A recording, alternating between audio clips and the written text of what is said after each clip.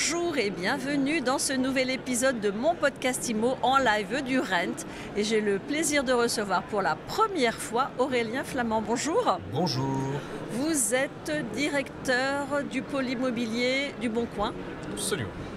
Alors racontez-nous un petit peu ce que vous faites.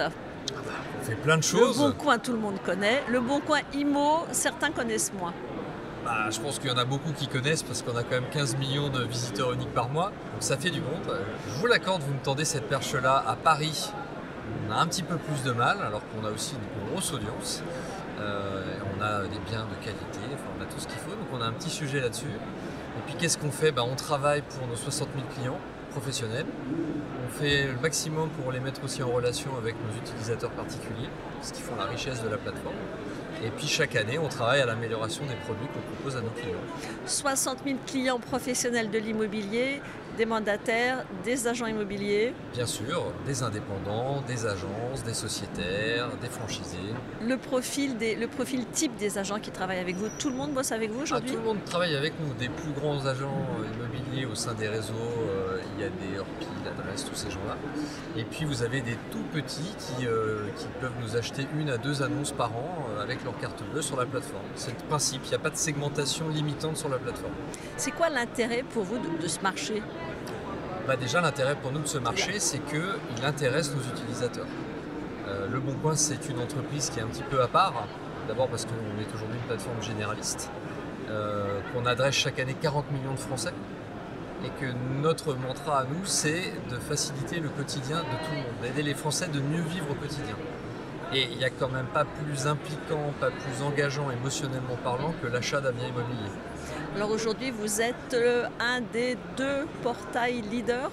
Absolument. Comment vous vous situez, vous ? Qu'est-ce que vous diriez ?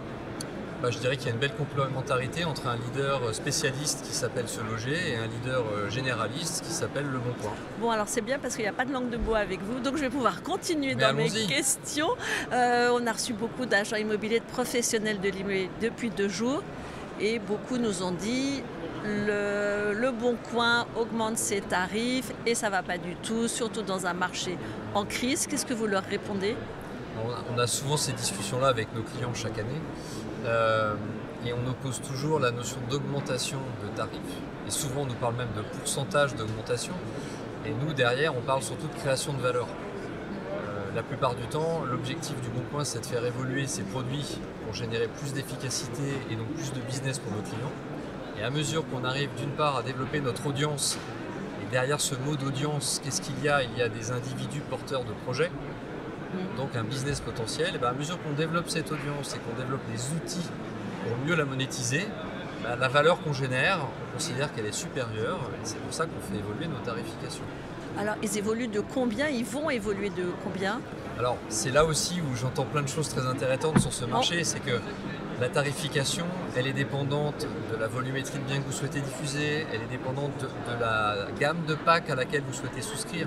Donc tout ça est très modulaire et c'est vrai que j'ai entendu des pourcentages d'augmentation sur le salon qui n'ont rien à voir avec la réalité. De décuplement. Voilà, donc imaginez dans un vrai rationnel business, vous ne pouvez pas décupler vos prix, ça n'existe pas. Simplement, on a parfois des gens qui se proposent de passer du 2e produit de la gamme au 4e parce qu'on a su les intéresser à cette montée en gamme. Et évidemment, l'évolution du tarif, elle est plus significative que s'il y avait simplement un réabonnement à l'identique d'une année sur l'autre. Reste qu'on est dans un moment de marché un peu particulier. Ça fait 2 ans quasiment que le marché est très très ralenti. Beaucoup de professionnels ont du mal à s'en sortir. Certains ont fermé boutique. Est-ce que c'était le bon timing ? En fait, la question c'est surtout quand vous êtes dans une situation de difficulté, quel est le besoin et quels sont les sujets ? C'est-à-dire que là, aujourd'hui, il y a 2 problématiques. Il y a une sortie de 18 mois difficile, pour lequel les professionnels ont besoin de rebondir. Et il y a surtout un changement radical, c'est qu'on va retrouver un volume de transactions qui est à peu près conforme à 2016-2017. Sauf que dans cet intervalle-là, le nombre d'acteurs qui opèrent sur le marché a considérablement augmenté. Le sujet, ça va être, ok, il faut que le volume de transactions évolue, mais il va surtout falloir se distinguer par rapport aux autres. Donc, moi, je fais partie d'un écosystème de marché également, où je vais avoir certains partenaires qui vont faire le choix d'investir, et je nuance toujours la dépense et l'investissement, d'investir plus pour être plus visible, comme quand vous vous appelez Coca-Cola face à Bryce Cola, vous investissez plus en télévision pour que, en notoriété et en résultat, vous obteniez plus. Donc notre logique, c'est la même, c'est-à-dire que on génère de la valeur, on génère du service.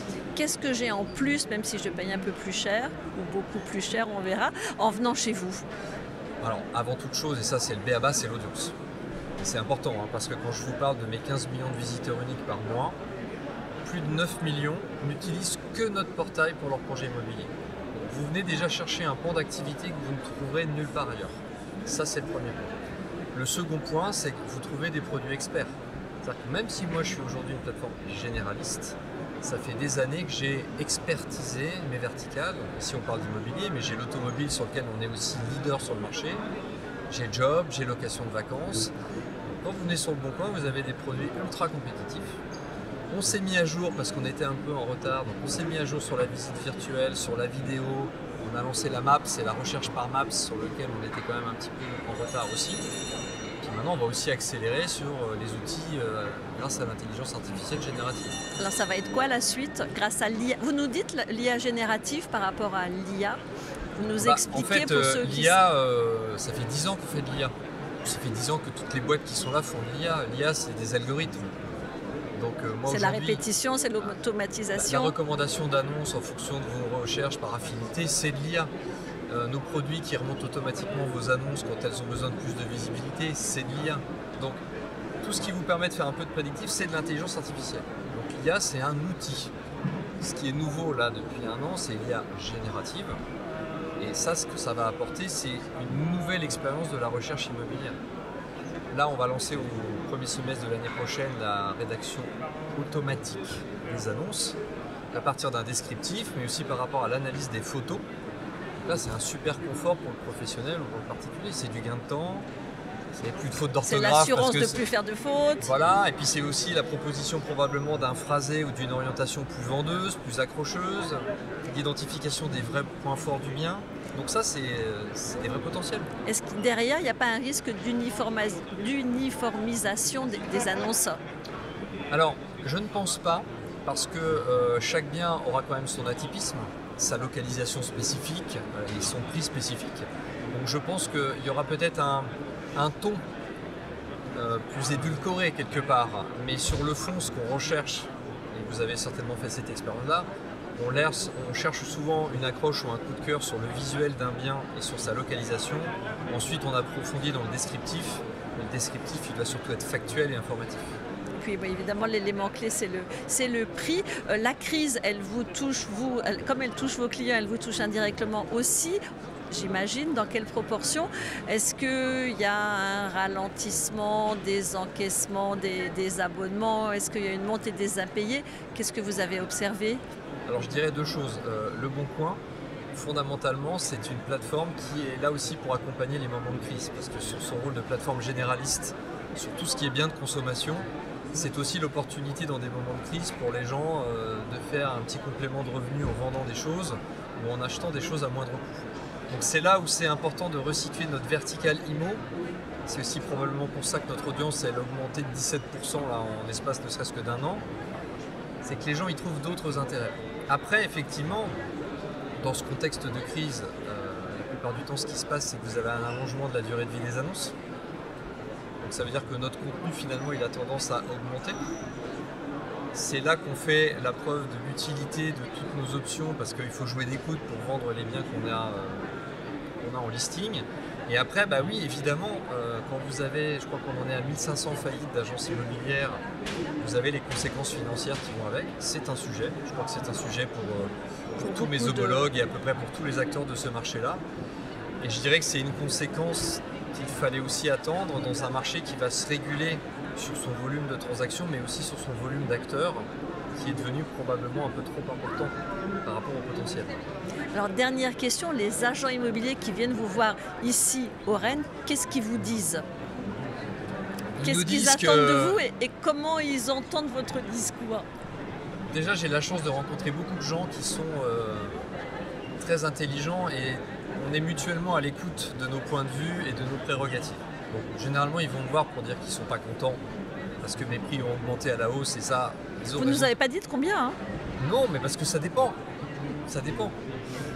Donc je vous dirai toujours que c'est raisonnable et eux vous diront toujours que c'est trop. Ce que je retiens, c'est que nos conversations commencent souvent par on n'est pas content, on n'est pas d'accord, et on se sépare toujours par une poignée de main et une relation commerciale qui reste chaleureuse. C'est ça qui est important. Et on peut avoir des points respectueuse. On peut avoir des points de désaccord de fond sur le business, mais ce que j'apprécie sur ce marché, c'est que vous échangez avec des gens dont le métier c'est l'humain. Et la fin des conversations commerciales se termine par quelque chose de respectueux et chaleureux, vous avez raison. Alors, et pour finir, vraiment, vos ambitions pour 2025? Alors elles vont être très fortes. On a changé d'actionnariat au mois de mai et notre nouvel actionnaire a la bonne idée d'avoir beaucoup de confiance dans ce que le marché immobilier français doit devenir. Ça veut dire que je vais avoir de beaucoup plus grosses capacités pour faire évoluer mes produits. Donc j'ai hâte qu'on se revoie dans un an pour investir en marketing, pour renforcer mes équipes, parce que je pense que c'est clé d'aller à la rencontre de nos clients pour peut-être mieux expliquer pourquoi nos conditions commerciales évoluent, pourquoi nos nouvelles offres sont plus pertinentes pour eux. Donc il faut qu'on aille au contact, il faut qu'on aille sur le terrain. Donc je vous dis rendez-vous dans un an parce que j'aurai certainement beaucoup de choses à vous raconter. Rendez-vous dans un an et sans doute même avant. Merci beaucoup Aurélien Flamand. Merci à vous, au revoir. Je rappelle que vous êtes le patron de l'IMO du Bon Coin. Absolument. Quant à nous, on se retrouve très vite pour un nouvel épisode de mon podcast IMO à écouter tous les jours sur MySuite IMO et sur toutes les plateformes.